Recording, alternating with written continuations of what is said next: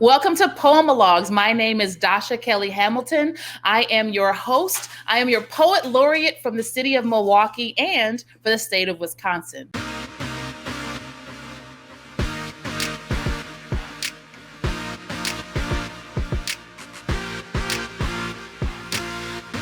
Poemalogues is really my opportunity to hang out in these COVID times with some long lost friends and to have some new conversations with some new colleagues. And they're all designed for us to truly fall into an easy conversation.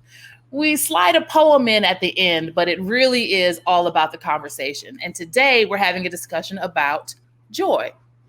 I know, I need some too. Actually, here's the thing.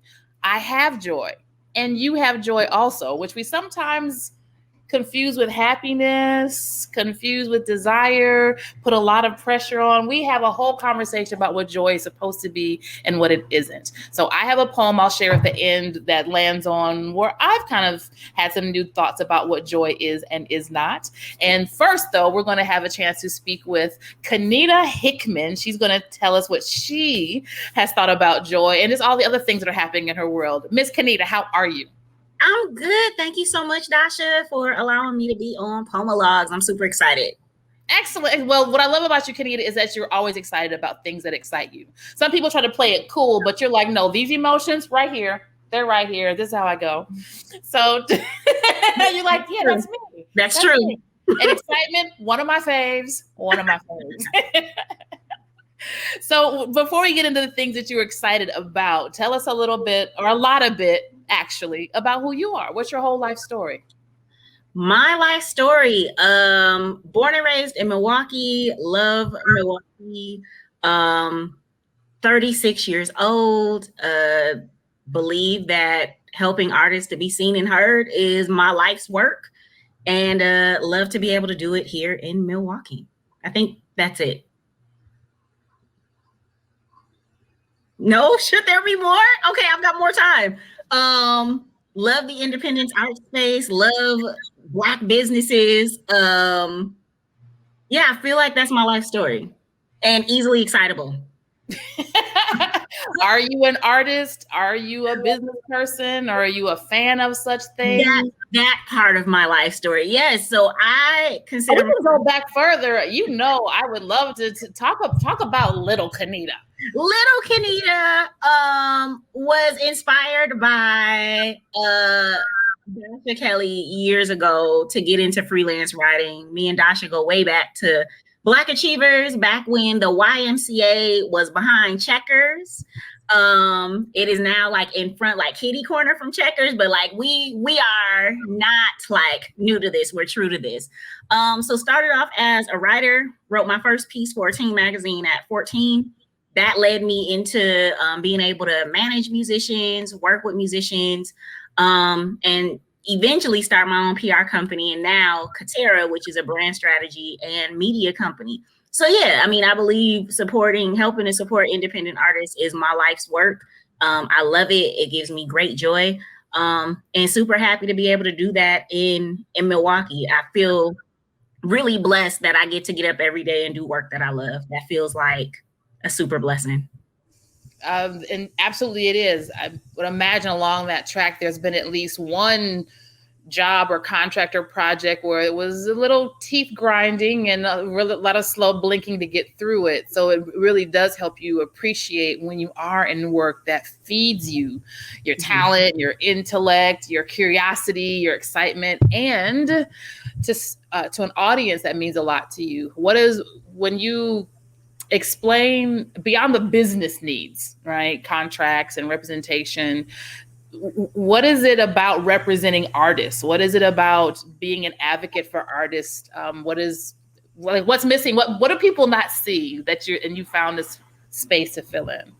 I think it's the possibilities. You know, I've tried to model that a lot in my work because some of the artists that I want to work with, they don't necessarily have the budget to work with me.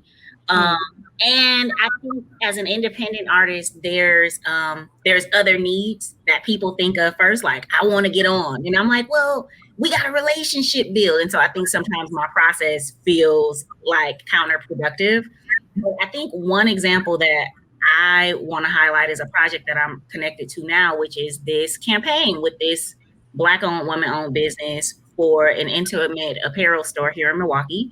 And my team gets to do a photo campaign for them. And I think what I hope that people get from that is, one, as an artist, you can lend your equity to support companies in Milwaukee. And what could that look like? Like, you don't have to be a Beyonce to get the Adidas. Like, we have Adidas regionally, and you know what I mean?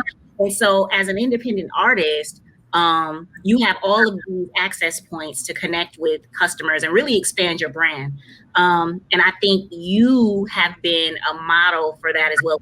I give you those flowers every time we talk, because as the person over Black Achievers, when I was a little Casey, and then to be able to go into a store and see a magazine that you were writing for at Walgreens. And I remember that moment when I saw that magazine, and how, man, that just felt huge to see you go from my Black Achievers advisor to now writing for a magazine that was a national publication. It just really opened the world of possibilities. And so from you to go there and be an author and write novels and now be the city and state poet laureate as a Black woman, to me, I feel like you putting on a clinic. You know what I'm saying? And people got to watch. And I think in my own way, I'm trying to put on a clinic of what it looks like to put together a PR campaign, what it looks like to build relationships and build that blueprint that you can then take regionally and statewide and internationally.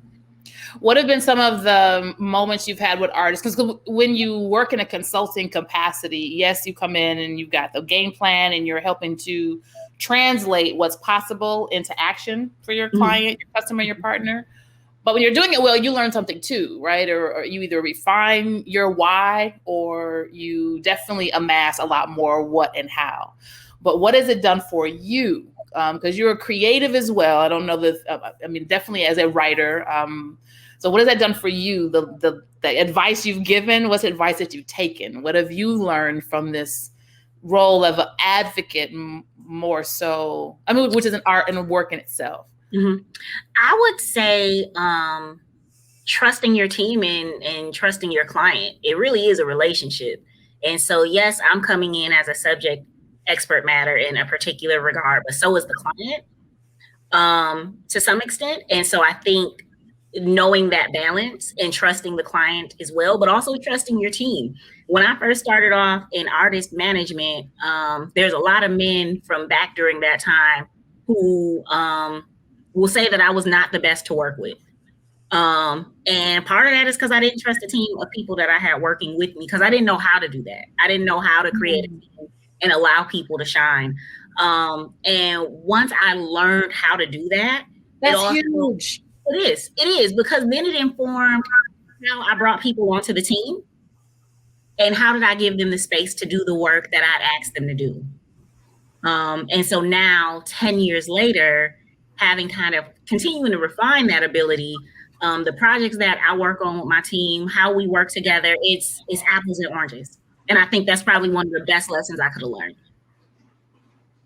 It's a huge mark of leadership, right? So it's confidence, it's knowing that you haven't relinquished control, and you are still, air quotes, in charge, even if you're not standing in front. And the way that we're taught to think about leadership doesn't lend us to be able to build teams in that way and to be able to lead, because that's a human-centered and also still results-oriented approach to getting things done.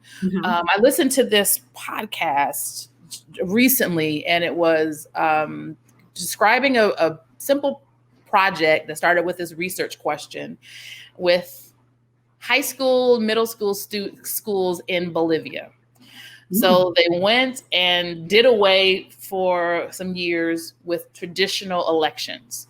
So I'm going to run for student body president. I'm going to run a campaign. I'm going to promise free pizza. I'm going to do all the things to win. And instead they're like, okay, everybody we're just going to put names in a hat. And then they randomly drew for their student body council. And they did this in, 52 different schools or 52 different times. And so now they have this research to support that 2/3 of the students who ran and stuck with it would have never run.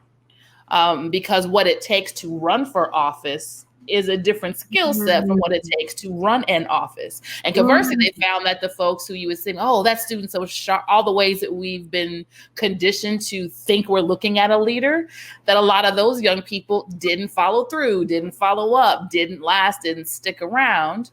And it was just really telling. So of course, we've got a long way to go before that would be a consideration. That he advanced it. One of the schools they went to said, okay, we want to narrow it down. I think it was having it limited, having the larger pool selected by the larger body, right? But then you randomly select those finalists. So basically everybody in this pot is qualified. So you filtered out the folks you just don't want to be stuck with, be it for a student body president, for a prom queen, for a president. So just that idea of how it debunks what we think about leaders. And you have to go back and go, who told me that it had to be this way? Or what classes or what leaders did I have that modeled this for me?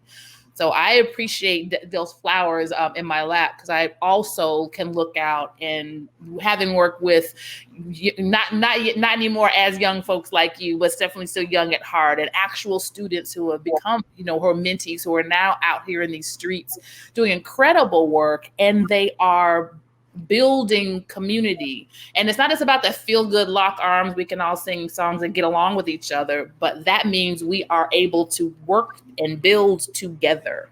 I value what you bring to the table because you're making my table better. And and we're all getting what we need from this table. So I'm glad to know that that's your approach to leadership. And artists especially need so many things, but to bring that kind of conversation of leadership into the world of creativity and the world of art. But also dealing with artists isn't always super easy. So you weren't necessarily easy to work with before you designed this kind of leadership. What is challenging about working with artists or working for artists? I would say they don't always have that they're sometimes thinking about just getting on. And so I have to qualify what that means. So sitting the artist down and saying, okay, but can we add in some benchmarks so that we know what our parameters for success look like, so that when we check in 3 months or 6 months or whatever, we know when to move to a new plan. And so really, I think it's the planning for me. That's what I'm good at, and really the design, what that strategy looks like, and the implementation. And so the hard part is a lot of artists don't consider the plan. They want the results of the plan, but they don't necessarily they don't understand that we have to sit down and talk about this. We can't just go. I think also that it's still a relationship and a partnership. So we have to work together on this plan. So this isn't me being your yes person and we just go out. I just go out and do the thing. We have to be in tandem together. Those are probably two of the hardest parts, especially for an artist who's like, look, I know I'm good. I just need to make money, and I need you to help me make money now. This meeting is adjourned. A meeting is adjourned. Like, I'm really just one YouTube away from Usher seeing me and putting me on. As long as you understand that. Like, you know what I mean? And it's like, well, but I find so much value in city-based businesses. I really don't like saying the word local, but I find so much value in how do we build within our city first, and then expand regionally and expand nationally. I find so much value in that to help build your blueprint. I think that's just so important and so key. And so for artists who are maybe in a little bit of a rush, I'm probably not your girl, because I'm not in a rush. I think sometimes, to my detriment, I'm incredibly relational. And I think sometimes this industry is very transactional. And so I may really like you, Dasha, but may not have a project we could work on just yet. But I'm going to stay connected with you because I know something's going to come up, because we both want similar things out of the work that we're doing. I also want to say the reason that you're able to see your mentees doing the work that they're doing is because we could see you. And representation is so important in the creative space, especially in a city like Milwaukee. So again, just you being out here doing your thing has provided a blueprint for a lot of us in terms of what's possible. And I try to bring that into my work at Katera. You know, how do I hire people that traditionally wouldn't be seen? And what does that look like to be able to pay them and pay them on time and pay them what they said they need to do the work that I'm asking them to do? That's probably an additional benefit to owning my own company, that I get to do that. And I take great joy in being able to pay people to do work that they're great at. As an artist who has literally been paid in carrot cake, thank you. Thank you for making sure that that's a conversation. That it is absolutely work. And I am going to push back a bit. I don't know always that it's that artists don't know to plan. Yes, we know those folks. But I think even if they weren't artists, that would be maybe a step that wouldn't happen. But the passion is so strong. Mm-hmm. And because it takes work and time and focus and attention to make a song, to write a book, to paint a thing, you don't always have the capacity or the time left to do the plan and do the business side of things. So yes, there is something to, because I'm not great with math.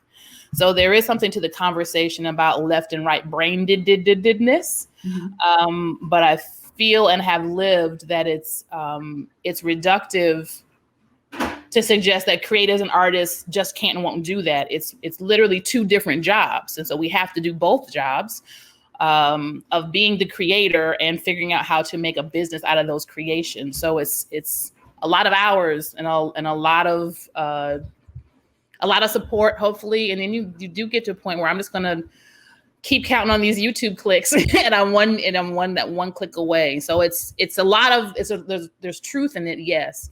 But I feel the bigger conversation is just capacity. And acknowledging that creating art is a business. Creating art is work. Even though most of the time I spend writing looks like this. Your brain is working though. I'm working. You're working. And I think there's some artists who found the space to do both out of necessity. But again, even taking the time to learn how to put together a PR plan or to build those relationships, it does take you away from your art. And I think as I'm sitting in this conversation with you, I'm thinking about, well, how do we change the payment system, right? Like everything we do is based off of cash for service. But in the process of that, there's a lot of artists who are left out, who maybe don't have the time or the capacity to build this other skill set that they really don't. They really want to be able to focus on the art. And so in my mind, I'm always curious about how do we put the system in place?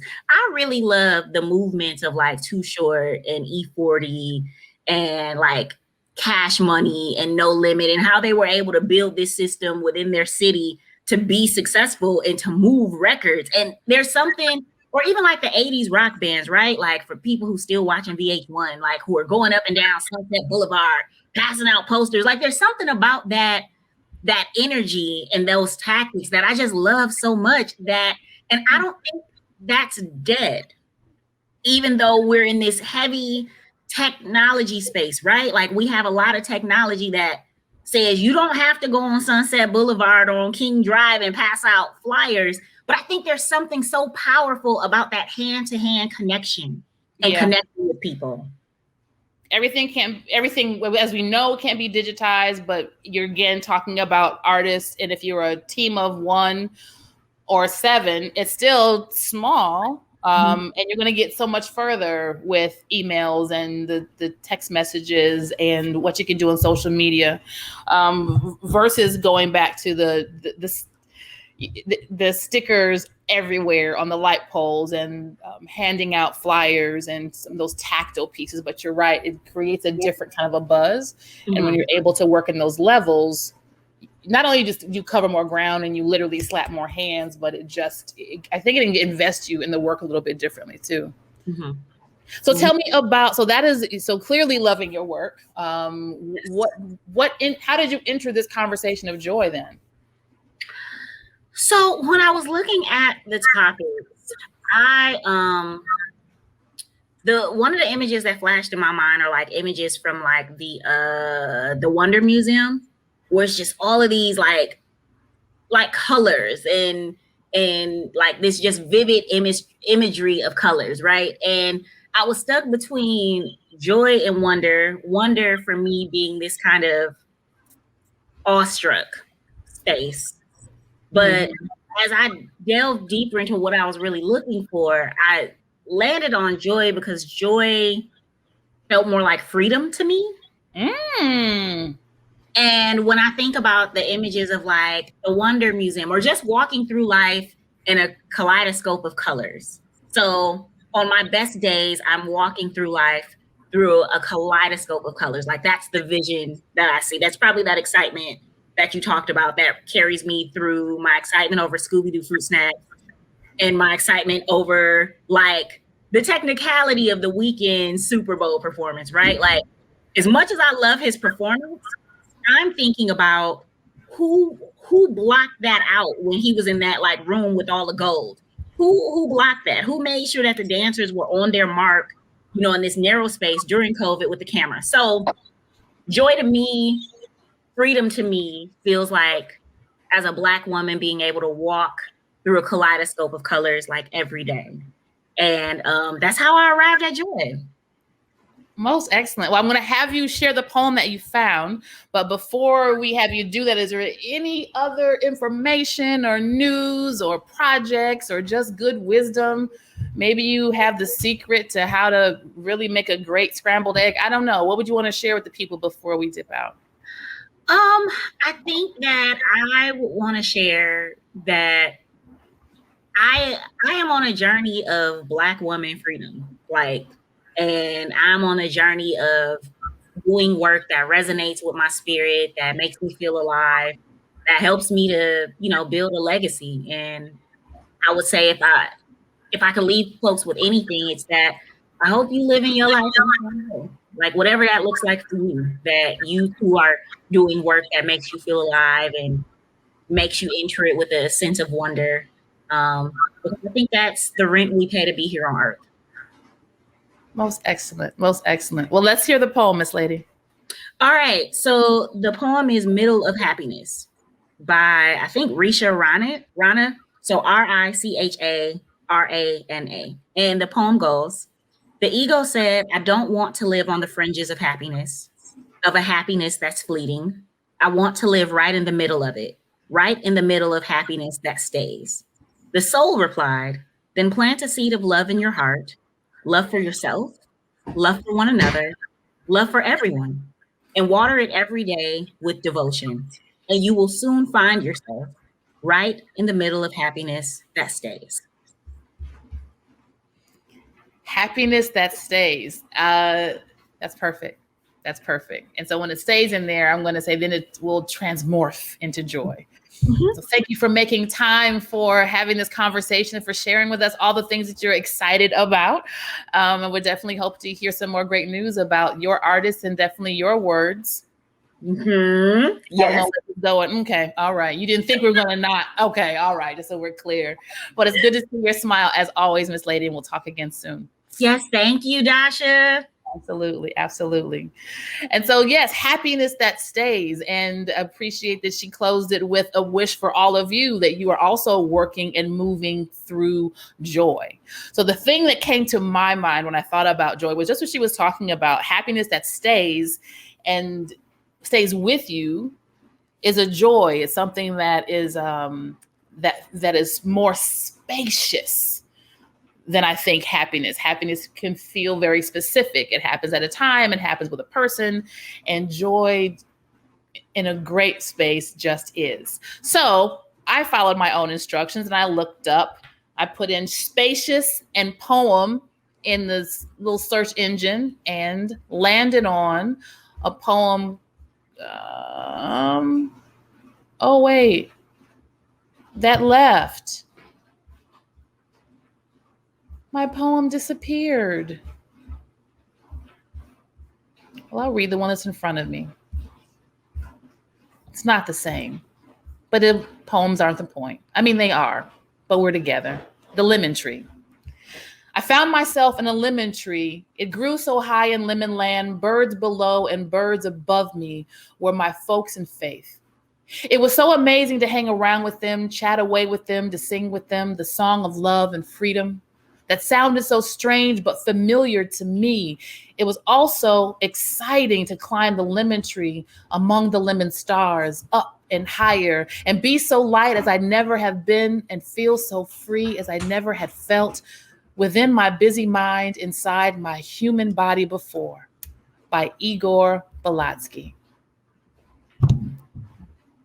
Feels joyous to me.